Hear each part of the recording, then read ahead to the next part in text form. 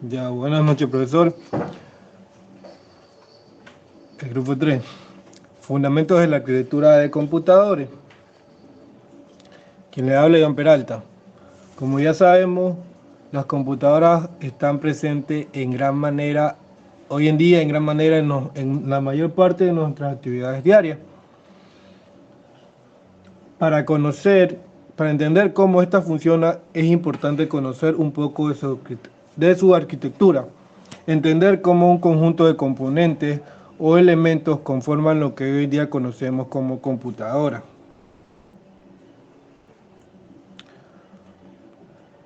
Los fundamentos de la arquitectura de computadores son los principios, reglas y estándares que definen la estructura y el diseño de los componentes de hardware y software que conforman un sistema informático. La arquitectura de computadores también abarca la forma en la que estos componentes se comunican y gestionan los recursos, ejecutan las instrucciones y almacenan y acceden a los datos. La arquitectura de computadores es esencial para el rendimiento, la eficiencia y la funcionalidad de los sistemas informáticos. La arquitectura de computadores. La de atrás.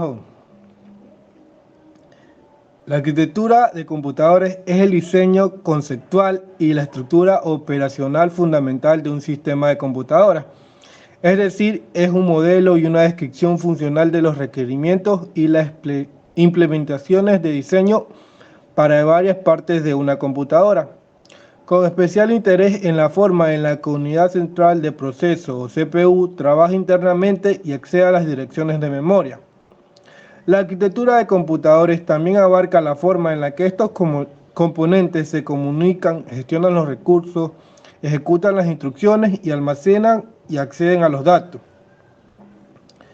El arquitecto de computadores es el profesional que se encarga de diseñar, desarrollar y optimizar la arquitectura de computadores. Esta arquitectura de computadores abarca la siguiente. Esta arquitectura de computadores abarca la siguiente fase. Definición de las necesidades que pretende cubrir el computador. En esta fase consiste en identificar el problema o la aplicación que se quiere resolver o implementar con el computador y establecer los requisitos funcionales de requerimiento, de costo y de otros aspectos que se deben cumplir. Planificación general del computador. Esta fase consiste en definir la arquitectura general del computador, es decir, es el conjunto de componentes que lo conforman, sus funciones, sus interfaces y sus interconexiones. También se determinan los recursos de hardware y software que se necesitan para el desarrollo del computador. Diseño del computador y sus componentes. Esta fase consiste en diseñar cada uno de los componentes del computador, tanto a nivel lógico como físico. Se identifican los circuitos, los dispositivos, los buses, los registros, las instrucciones, los modos de direccionamiento, los formatos de datos, etc. Análisis del sistema obtenido. Esta fase consiste en evaluar el resultado del diseño comparándolos con los requisitos iniciales y con otros sistemas similares. Se analizan aspectos como el rendimiento, el consumo de energía, la fiabilidad, la seguridad, la compatibilidad. Especificación del sistema. Esta fase consiste en documentar el diseño, describiendo sus características, sus componentes y sus instrucciones. El arquitecto de computador, cada una de estas fases dependerá. El arquitecto de computadores debe tener un amplio conocimiento en cuatro grandes principios de una máquina: lenguaje de programación, compilador, sistema operativo y arquitectura de la máquina. Cada una de estas áreas dependerá de sí misma y de la siguiente, por lo que hay una incidencia en el buen desarrollo sobre las otras. Así, el arquitecto tendrá que realizar las siguientes funciones. Primero tendrá que seleccionar y organizar el hardware. Esta función consiste en elegir los componentes físicos que conforman la parte del sistema operativo como la CPU, la memoria, los dispositivos de entrada y salida y las redes de comunicación. Segundo, tendrá que seleccionar y estructurar el software. Esta fase consiste en diseñar el conjunto de instrucciones que la CPU puede ejecutar, conocido como el lenguaje máquina. Y por tercero, elegir el lenguaje de programación de alto nivel que mayor requerimiento pueda obtener del sistema diseñado. Esta función consiste en seleccionar el lenguaje de programación que permita al programador escribir el código fuente de las aplicaciones que se ejecutarán en el sistema. El arquitecto deberá tener en cuenta las características, las ventajas y las desventajas de cada lenguaje, así como su adecuación al tipo de problema que se requiere. A continuación, mi siguiente compañero.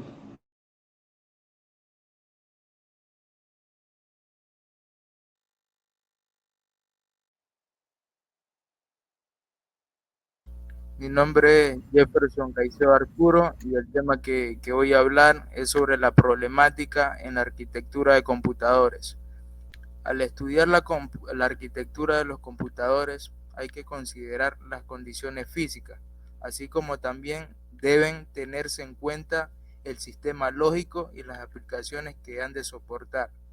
Las dos causas principales del escaso progreso en la arquitectura de computadores han sido: entre las primeras es la independencia entre el hardware y software y la falta de una adecuada definición de las funciones que debía de soportar el hardware y las corrían a cargo del software. El siguiente a ultranza del modelo propuesto por von Neumann, que aunque revolucionario en su época, no estaba diseñado para manejar los nuevos sistemas operativos. La siguiente diapositiva. Pero actualmente los problemas a los que enfrentamos son el factor de tiempo. En el diseño del equipo físico, el tiempo es un factor a gran relevancia. Se cita como ejemplo que cada 3 años por el mismo precio y calidad obtenemos el doble del número de transistores de contenido de chip. La ley de Moore expresa que aproximadamente cada 2 años se duplica el número de transistores en un microprocesador. Se trata de una ley empírica formulada por el cofundador de Intel, Gordon A. Moore, el 19 de abril. En septiembre del 2022, el CEO de NVIDIA, Jensen Huang, comentó que la ley no tenía validez en la actualidad. Sin embargo, el CEO de Intel, Pat Gelsinger, opinó que aún sigue en vigencia. El alcance de los límites difícilmente superables de la tecnología hardware. La búsqueda de mayor rendimiento se basará en nuevas arquitecturas que exploten en mayor grado las posibilidades del hardware. Un ejemplo es la utilización de computadoras paralelos, límite de costo y ventas, el aprovechamiento de la compatibilidad con equipos anteriores disminuye la potencia de los nuevos equipos físicos. Es decir, que los modelos nuevos del computador pueden ser compatibles de las versiones antiguas, pero esto hace que el rendimiento sea muy bajo. Muchas gracias y mi siguiente compañero. Buenas noches, profesor. La arquitectura clásica y moderna. La arquitectura clásica. John von Neumann nació el 28 de diciembre de 1903 en Budapest, Hungría, y murió el 8 de febrero de 1957 en Washington, D.C. Su verdadero nombre es Janos Neumann y fue uno de los matemáticos más importantes del siglo XX. El 30 de junio de 1949 creó su primer ordenador llamado ENIAC, computador e integrador numérico electrónico. Este ordenador podía prácticamente reproducir cualquier algoritmo, siempre que se configuraran las instrucciones conectando los cables de forma adecuada. La unidad de control. Esta se encarga de buscar instrucciones en la memoria principal, las codifica y las ejecuta. Es la circuitería que controla el flujo de datos a través del procesador. y coordina el procesador, que a su vez controla el resto de la computadora. El contador de programa es un componente de la unidad de control y se trata de un registro de memoria independiente que almacena la posición en memoria de la próxima instrucción del programa que se va a ejecutar. Como tenemos aquí en el gráfico, en la unidad de control tenemos la unidad aritmética lógica y la unidad de control, que ya hablé de ella. Ya la unidad aritmética lógica, también conocida como ALU, es un circuito digital que se realiza operaciones aritméticas y operaciones lógicas entre los valores de los argumentos. Las entradas y salidas son los datos suministrados y el proceso que involucra transformaciones y operaciones, y la salida son los resultados obtenidos. En la unidad de memoria es el conjunto de celdas de almacenamiento junto con los circuitos asociados que se necesitan para ingresar y sacar información de almacenamiento. También tenemos los buses de direcciones. Los buses. Tenemos el bus de direcciones, que es un canal de microprocesador totalmente independiente del bus de datos, donde se establece la dirección de memoria del dato en tránsito. Tenemos el bus de datos, que es un sistema digital que transfiere datos entre los componentes de una computadora. Y tenemos el bus de control, que se usa para sincronizar las actividades y transfiere y transacciones con los periféricos del sistema.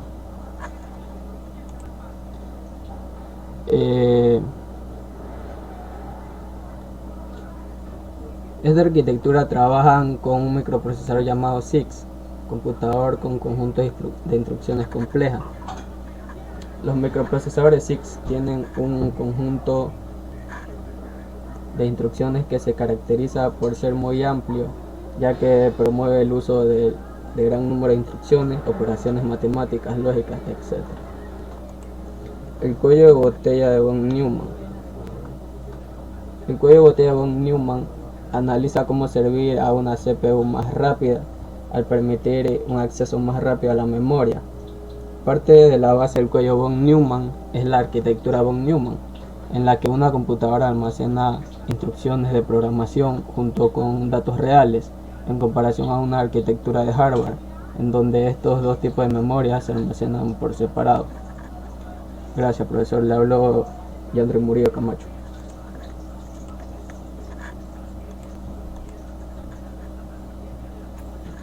Bueno, buenas noches, ingeniero. El que le habla es Villota Augusto Juan Sebastián y yo voy a hablar sobre la arquitectura moderna de 1900 hasta la actualidad. Bueno, nos dice que la arquitectura moderna de computadoras empieza su desarrollo desde 1999 hasta la actualidad. Como la Harvard propone mejoras significativas sobre la arquitectura clásica de von Neumann. En Harvard, la CPU está conectada en dos tipos de memoria, que serían datos e instrucciones, mediante buses independientes, lo que permite acceso simultáneo a datos y a la próxima instrucción a ejecutar, ya que esto potencia memorias caché ultra rápidas como los procesadores Pentium, los cuales almacenan datos e instrucciones para un acceso más eficiente, ya que esta estructura mejora la eficiencia y el rendimiento del procesador al minimizar cuellos de botella y optimizar el acceso a la información requerida. Además, como se observa en la imagen de la arquitectura Harvard, el diseño del conjunto de las instrucciones y el bus de la memoria del programa se puede optimizar para que todas las instrucciones tengan la misma longitud que las posiciones de la memoria, ya que esto lo único que hace es simplificar el diseño del hardware y también agiliza el acceso a las instrucciones. La siguiente. Bueno, mientras que aquí los modelos de RISC simplifica el diseño de la CPU y permite también ejecutar instrucciones en menos ciclo de reloj. En sí, una CPU RISC contiene instrucciones que ejecutan etapas más simples y predecibles, y esto lo único que hace es facilitar la implementación de técnicas de comunicación entre proceso y ejecución fuera de su orden. porque esto nos ayuda también a mejorar lo que es su rendimiento. Además, también la arquitectura RISC tiende a favorecer el uso de registros para el propósito general, que tiene como fin realizar operaciones, ya que esto minimiza así las transferencias de datos entre ya lo que sería la memoria y también lo que sería la CPU. Entonces, básicamente lo que es la arquitectura RISC se centra en la simplicidad y la eficiencia, y también en lo que es la ejecución de instrucciones, lo que hace especialmente adecuada para aplicaciones que requieren su alto rendimiento, ya que esto sería como en sí los servidores, lo que serían las estaciones de trabajo y también lo que serían los dispositivos móviles. Gracias. A continuación, mi compañero.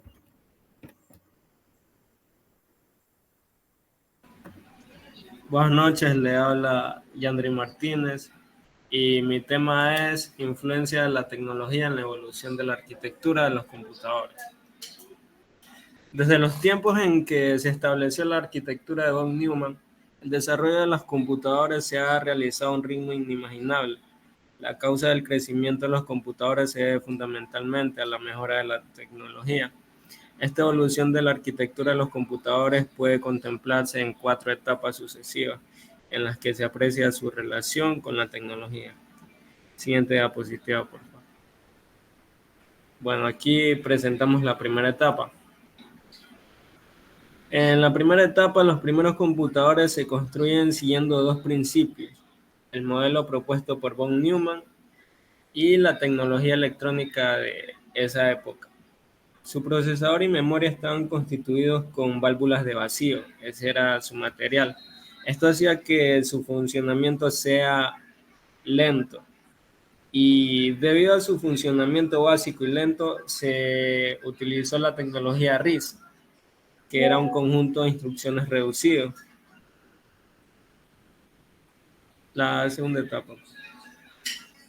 En esta etapa ya aparecen los primeros circuitos integrados, los cuales usaron un sistema que era SSI y MSI, los cuales eran Small Scale Integration y Medium Scale Integration, las cuales se aplicaron a la construcción del CPU. La memoria y su material estaba construido con núcleos de ferrita. La memoria principal era 10 veces menor al CPU, lo cual provocaba varios periodos de inactividad. Para este periodo se utilizó la tecnología CISC. Al tener la unidad de memoria se reducen los accesos a la memoria principal, solucionando así el problema entre memoria y CPU. Gracias a esto se pudo implementar el lenguaje de alto nivel. La siguiente etapa. Para la tercera etapa, en esta etapa aparece la tecnología LSI, la cual era Large Scale Integration, integración a gran escala. La memoria RAM y su procesador comparten los mismos materiales, pero su velocidad sigue siendo baja. En esta etapa aparece la memoria caché, la cual manejaba macroinstrucciones, haciendo una función de 5 a 10 veces más rápida que la memoria principal. Esa fue la diferencia de esta etapa. La cuarta etapa, compañeros. En la cuarta etapa ya se desarrolla una tecnología VLSI, Very Large Scale Integration, la cual es una integración a una escala muy grande, la cual fue aplicada tanto al CPU como a la memoria RAM. Las novedades de esta etapa fue que volvió el sistema RISC a estos computadores y sus instrucciones vuelven a ser pocas y básicas, desapareciendo así la memoria de control, la cual ya no apreciamos para esta cuarta etapa. Muchas gracias, profesor.